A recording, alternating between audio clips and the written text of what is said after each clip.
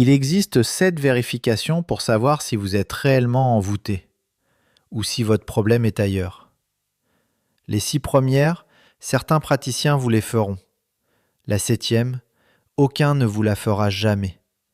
Elle leur ferait perdre la moitié de leurs clients. Je la garde pour la fin. Avant tout, une mise en garde. La plupart des contenus sur ce sujet vous vendent la peur. Plus vous avez peur, plus vous payez. Moi, je fais l'inverse. Je vais vous donner de quoi décider par vous-même, calmement. Et le piège numéro 1, c'est l'autodiagnostic par la peur. Vous tapez vos symptômes à 3 heures du matin, vous tombez sur une liste de 30 signes et forcément vous en cochez 10. Fatigue, série noire, dispute. Ces listes sont écrites pour que tout le monde se reconnaisse. Ce n'est pas un diagnostic, c'est un hameçon. Alors voici une autre méthode. 7 vérifications. Honnête. Vérification numéro 1. La chronologie. Un envoûtement a un avant et un après.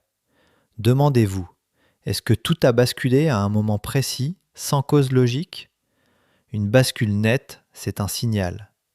Un déclin lent et explicable, beaucoup moins. Vérification numéro 2. La répétition familiale. Le même type d'échec qui frappe plusieurs personnes de votre sang, au même âge, sur la même chose. Là, on ne parle plus de hasard. On parle peut-être de transmission. Et ça, c'est un autre mécanisme. Vérification numéro 3. La localisation. Est-ce que votre mal-être change selon les lieux ? Mieux ailleurs, lourd dès que vous rentrez chez vous ? Le corps réagit à quelque chose que la raison n'a pas encore nommé. Vérification numéro 4. L'aversion soudaine. Une personne que vous aimiez devient du jour au lendemain insupportable, sans dispute fondatrice. Cette inversion brutale de l'affect interroge. Vérification numéro 5. Les rêves. Récurrents, sales, toujours les mêmes décors, les mêmes visages. La nuit est une fenêtre. Quand elle se répète à l'identique, on l'écoute. Vérification numéro 6, et c'est la plus importante de toutes, la médecine d'abord. Avant toute lecture énergétique, un examen médical. Une fatigue, une angoisse, une douleur ont d'abord des causes physiques et psychiques. Un médecin passe avant moi, toujours. Celui qui vous dit l'inverse vous met en danger. Et maintenant, la 7e, celle qu'on ne vous fera jamais. La 7e vérification, c'est la question du bénéfice caché. À qui profite le diagnostic d'envoûtement ? Posez-la franchement.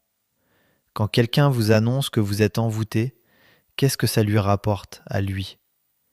Si la réponse c'est un soin à payer maintenant, puis un autre, puis un abonnement à la peur, alors le diagnostic n'est pas pour vous, il est pour sa caisse. Un praticien honnête peut conclure que vous n'avez rien d'occulte, et ça ne lui coûte rien parce qu'il ne vit pas de votre angoisse.